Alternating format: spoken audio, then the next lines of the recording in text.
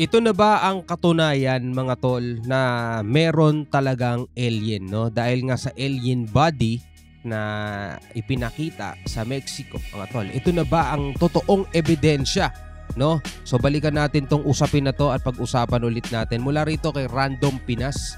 Yan, kung nakikita ninyo mga kapatid, huwag niyong kalimutan mag-subscribe sa kanyang YouTube channel. Kung ikaw ay interesado sa mga bagay na ganito, sa mga topic na ganito, for example, mga alien, mga multo, mga ganyan. Yan, nagre-reaction din tayo sa ganyan mga tol. Kaya huwag mo rin kalimutan mag-subscribe dito sa ating YouTube channel. Kung bago ka pa lamang dito para ma-notify ka whenever na may mga bago tayong reaction video sa mga topic na katulad nito. So wag na natin patagalin pa. Total, wala na rin naman tayong hinihintay na. Panoorin na natin to mga tol. Ang Nazca Lines ay mga set ng geoglyphs makikita malapit sa Nazca, Peru. Pinaniniwala ang ginawa sa pamamagitan ng pagtanggal ng ibabaw na parte ng lupa. Karamihan nagpapakita ng mga imahe ng hayop, kilala bilang biomorphs. Ang iba ay malalapad at malalaking linya lamang. Iba't ibang simbolo ang makikita sa Nazca Lines. Ang mga sukat ay sa pagitan ng 50 hanggang 1,200 feet. Wow! Talaga namang nakakamangha. At ang kawalan ng iisang definitive explanation sa origins ng Nazca Lines ang nagbigay ng puwang sa ilang speculations na maaari may kinalaman ng mga aliens sa paggawa ng mga geoglyphs na ito. Ito yung pinaka nakakamangha dyan mga tol. Yung patagin mo yung ibabaw ng bundok sa anong dahilan. Diba? Hindi pa rin nila maibigay yung sapat na reason o sapat na posibilidad kung bakit pinatag. Yung mga nag-aaral ngayon, yung mga eksperto ngayon, hindi pa rin nila maibigay yung sapat na explanation kung bakit yung mga sinaunang tao dito na gumawa ng Nazca Lines, pinatag nila na parang runway yung ibabaw ng bundok. Ano yun? Trip mo lang ba yun? Tapos wala kang wala kang mga kagamitan. Diba? So para saan? At hindi mo yan mapapatag ng isang araw lang. Bundok yan Ito, panoorin natin. Maaari may kinalaman ng mga aliens sa paggawa. Yan, ito. Tuktok ng bundok to na parang runway na itsura, pinatag nila ng mga geoglyphs na ito. Noong 2017, ang mga filmmakers ng Gaia sumama sa ilang mga scientists at researchers. Ito'y para imbestigahan ang nahukay na mummified body sa labas lamang ng Nazca. Independent scientists at universities ang nag-analyze ng findings. Ang initial examinations nagsasuggest ng materials na hindi makikita sa existing fossil record. Diba? Itong mummified na to na nahukay dati, ayan, 3 lang yung daliri niya, mahahaba pa. 'Di ba? Yung kahit yung ulo niya wala nga siyang tenga meron lang butas. Pero diyan pala magsasuggest na ito hindi naman tsurang tao to, 'di ba? Pero ang tanong, 'di ba? Totoo o tayo'y pinaglalaruan lamang ng gobyerno? Ano sa tingin ninyo mga kapatid? Comment kayo sa baba. Ito'y para imbestigahan ang nahukay na mummified body sa labas lamang ng Nazca. Independent scientists at universities ang nag-analyze ng findings. Ang initial examinations nagsasuggest ng materials na hindi makikita sa existing fossil record. Kaya primitive human ba ito na may developmental deformity o hindi may kakailang ebidensya na sa ating nakaraan may mga non-human species ang nag-exist? Fast forward ngayon 2023, ang dalawa sa mga non-human mummies na ito naging laman ng mga balita. Iniharap kasi ito sa isang kakaibang hearing na naganap sa Kongreso ng Mexico. Alien mummies. Ang mga mummies may maliliit na katawan. 3 lamang ang mga daliri. Elongated ang mga ulo. Tila galing sa isang Hollywood blockbuster movie. Pero kung ang UFO researcher na si Jaime Maussan ang tatanungin, ang mga katawan na iniharap niya sa mga Mexico lawmakers ay totoong mga extraterrestrials. Ang kilalang journalist at self-proclaimed UFO expert na si Maussan humarap sa mga Mexican lawmakers kung saan iniharap niya ang mga labi ng sinasabi niyang 2 ancient non-human alien corpses. Ayon sa kanya, Ang mga labi ay nadiskubre noong 2017 sa Cusco, Peru. Nasa 1,800 years old na raw ang mga ito ayon sa radiocarbon dating. Ang Mexico congressional hearing ay tungkol sa mga UFO na tinatawag naman ng US government na UAP o Unidentified Anomalous or Aerial Phenomena. Ang mga mummified extraterrestrials nakalagay sa mga glass display cases para maobserbahan ng mga lawmakers. Ang hearing ay para pagdebatihan ng mga impormasyon tungkol sa mga UAPs na makakatulong sa pagbuo ng isang Aerial Space Protection Law. Kung maaaprubahan, ang Mexico ang magiging kauna-unahang bansa na formal na nag-acknowledge ng existence ng alien life dito sa Earth.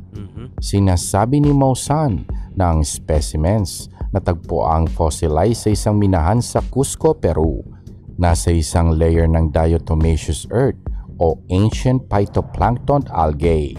Gumawa ng ilang tests ang National Autonomous University of Mexico sa specimen at ayon kay Maussan, lagpas 30% ng DNA ng specimen ay unknown na siyang indikasyon na hindi ito parte ng ating terrestrial evolution. Ang x-rays ng specimen ipinakita rin sa hearing.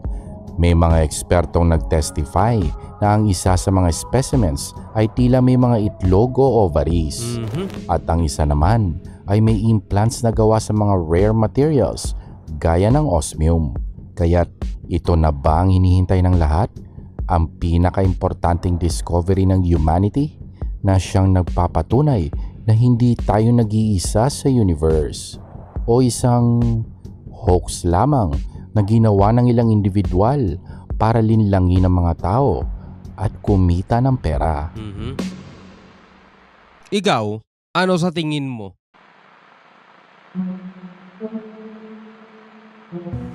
Kung totoo ay talaga namang nakakamangha ang specimen na ito, ang media, dali-dali itong ibinalita at agad-agad namang kumalat ang istorya sa buong mundo.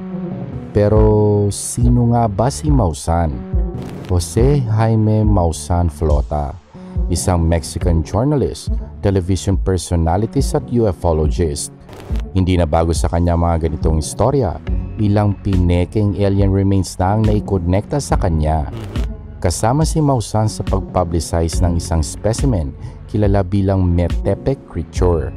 Nakalaunan na pag-alamang hoax lamang, isa itong pinalatang monkey. Ganoon din sa isang sinasabing demon fairy na napagalamang katawan pala ng isang bat na hinaluan ng ilang wooden sticks, epoxy at ilan pang elements. Ang three-fingered alien na iniharap sa Mexican Congress, Sira na rin pala kredibilidad niya no? Noong 2017, lumabas na yan sa documentary ng Gaia kung saan makikita rin si Maussan. Ayon kay Maussan, nagkaroon ng conclusion ng mga scientists ng National Autonomous University ng Mexico o UNAM na ang mga labi ay hindi parte ng ating terrestrial evolution at malaking parte ng DNA nito ay unknown. Ngunit ayon kay Julieta Fierro na isang physics researcher sa UNAM, hindi nagbigay ng ganyang pahayag ang university at ang data raw ni Maussan sa salita ni Fierro made no sense. Sinundan pa ito ng UNAM nang pag-republish ang kanilang statement noong September 2017 kung saan inispecify nila na wala silang ginawang anumang conclusion tungkol sa pinagmulan ng sample na ipinadala sa kanila for carbon dating at wala rin daw silang ginawang iba pang test sa sample na binigay sa kanila. Ang mummies hindi nanggaling sa Mexico, galing ito sa Peru. At ayon sa isang physical anthropologist na si Guido Lombardi na may karanasan sa pag-aaral ng mga mummy sa Peru, sigurado raw siya na ang malalaking specimen ay pre-Columbian mummies, ngunit tila binago para magmukhang ibang specimen. At ang maliliit na mummies, gawa lamang, iba't ibang materyales at specimen na pinagsama-sama. Flavio Estrada, isang forensic archaeologist, inanalyze niya ang mga alien mummies para sa Institute of Legal Medicine and Forensic Sciences ng Public Ministry sa Peru. Ayon sa kanya, mga alien mummies ay gawa mula sa pinaghalo-halong buto ng tao at hayop, pinagdikit-dikit gamit ang isang synthetic glue at kalaunan pinalutan ng pekeng balat. Ang Mexico hearing tungkol sa UAP nagsimula 2 buwan mula nang nagkaroon ng congressional hearing ang US sa parehas na usapin. Ang dating Navy pilot na si Ryan Graves ay isa sa 3 military members na nag-testify sa US Congress na humarap din sa Mexican hearing para kausapin ng mga Mexican lawmakers. Sa ngayon, si Graves ang Executive Director ng Americans for Safe Aerospace. Dati naman na siyang outspoken pagdating sa panganib na hinaharap ng mga military pilots sa tuwing may mga reports sa mga mysterious objects na lumilipad sa paraang hindi kaya ng ating existing technology. Ang dating US intelligence official na si David Grush nag-testify din sa US House Oversight Subcommittee kung saan sinabi niyang may alam siya sa isang sikretong Pentagon program na nagre-retrieve at nag-aaral ng mga bumagsak na UFO. Miyembro si Grush ng National Reconnaissance Office, isang agency na nag-ooperate ng US spy satellites. Inakusahan niya ang gobyerno na itinatago ang sikretong programang ito mula sa Congress at mali raw ang paggamit ng pondo para mapatakbo ang programa. Ang mga legal constraints sa pag-discuss ng mga classified information ang pumipigil kay Grush na magpresenta ng hard evidence tungkol sa programang ito. At ang Pentagon, as usual, dinideny ang existence ng programa. Pero ang Kongreso determinado sa paghahanap ng mas marami pang impormasyon sa kung ano ang nalalaman ng military at federal government tungkol sa UFOs o UAPs. Wala namang lihim at confidential na aaminin mo rin agad-agad kapag may nag-expose. Siyempre, di-deny mo yan. Diba? Pero, hindi pa rin natin sinasabing totoo nga, no? Hindi natin alam yung mga bagay na ganyan. Nasa sa inyo pa rin yan, mga tol, kung gusto nyong paniwalaan o hindi. At para sa transparency, ang Pentagon naglabas ng bagong website kung saan ang publiko pwedeng ma-access sa mga declassified information tungkol sa mga reported UFO o UAP sightings. Ang All Domain Anomaly Resolution Office o AARO binuo pagkatapos ma-identify ng Office of the Director of National Intelligence ang 144 military UAP encounters mula pa noong 2004 sa isang preliminary assessment na inilabas noong June 2021. Dami na yan. At ang bilang na yan, tumaas ngayong taon ng lagpas 500 military UAP encounters kung saan karamihan sa kanila ay hindi ma-explain bilang natural occurrence, hindi unmanned aircrafts or drones, hindi rin weather balloons. What's that? Magmula nang inamin ng US government na ang nag-leak na TikTok video ay talagang kuha nga ng military, medyo na ibang tono sa usapin ng UFO. Dati kasi, hindi basta-basta nagre-report ang mga piloto o kahit sino man kapag may nakitang kakaiba sa kalangitan. Kadalasan kasi kinukutya lamang sila. Pero sa pag-aming ito at paglabas ng mga whistleblowers, ang stigma sa usapin ng UFO ay unti-unting nawawala. At maganda yan para sa ating lahat.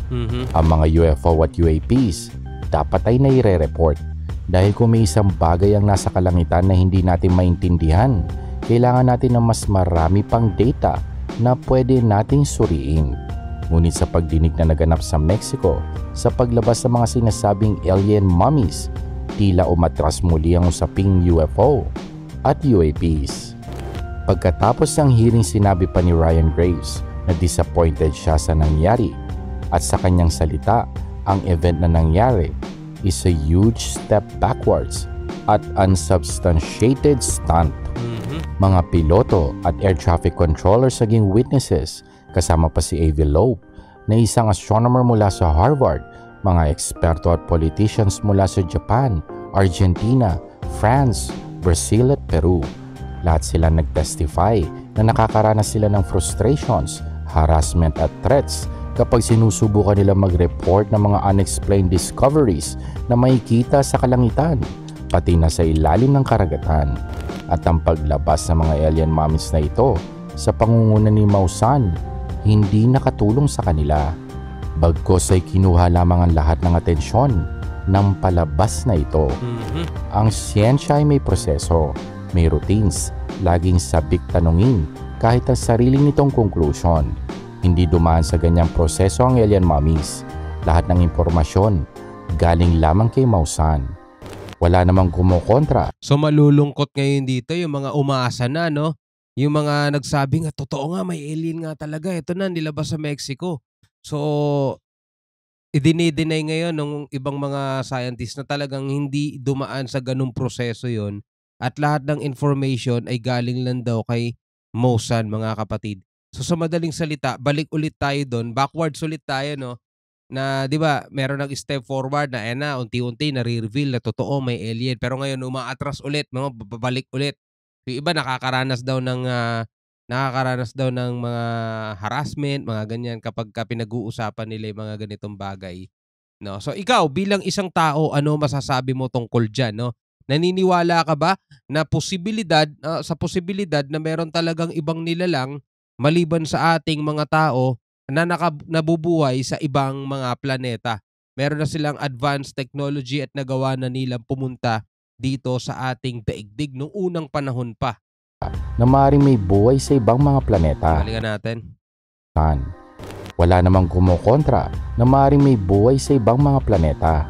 Pero parang nasayang ang atensyon ng publiko sa pangyayaring ito na sana'y nakatuon sa mga naglakas loob na naglabas ng mga impormasyon tungkol sa mga UFOs at UAP. Parang agaw eksena si Mausan, no? Nawalan tuloy ng gaan ng publiko dito sa inilabas nitong tatlong to. Nakasira sa pagkaseryoso at commitment sa siyensya ng usaping aliens. At ang kaisa-isang nakinabang sa usaping ito, si Jaime Maussan, na sa loob ng ilang taon nakabuo ng isang negosyo na may layuning pagkakita ng interes ng publiko sa UFO. Huwag kalimutan mag-like. Alright mga kapatid, anong masasabi mo dito sa videong to? So hindi daw pala totoo yung mga yon, no? Parang pinagtagpi-tagpi lang daw ng mga buto ng tao tas binalutan ng balat. Sabing gano'n, gawa lang daw yon, no?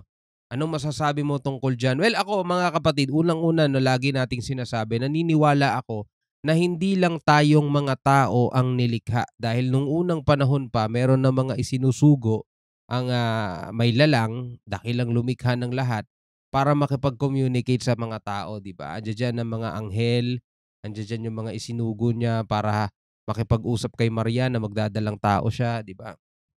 Para sabihan, paalalahanan si Lot at ang pamilya niya na gugunawin itong Sodom at Gomorrah, 'di ba? Kailangan silang umalis. 'Di ba mga anghel din 'yun, mga tol. Hindi sila mga human being. 'Di ba? Mga extraterrestrial sila, mga taga-ibang lugar sila, hindi sila taga rito sa planeta natin. Taga-langit sila, 'di ba? Mga heavenly creature sila, mga tol. Creature sila kasi nilikha din sila, 'di ba? Nilikha din sila pero sa ibang form. Mga anghel sila sa langit. Kaya kung ang usapan, tayo lang ba ang tao o tayo lang ba ang nilikha? Hindi. Pero pag pinag-uusapan natin, kasabay natin, bukod sa atin, mga tao, nilagay sa ibang planeta, eto naman, mga ibang ano naman to, ibang nilalang naman to, at naging advance sila, nagpunta na sila sa iba't ibang universe, galaxy, hindi naman universe, galaxy lang pala. Diba? Tapos bumisita na sila sa Earth. Yan ang matinding debate pa rin na nasa sayo na lang kung paniniwalaan mo o hindi. Alright, so hanggang sa muli mga kapatid, ako nga pala si Shobal D. Peace out.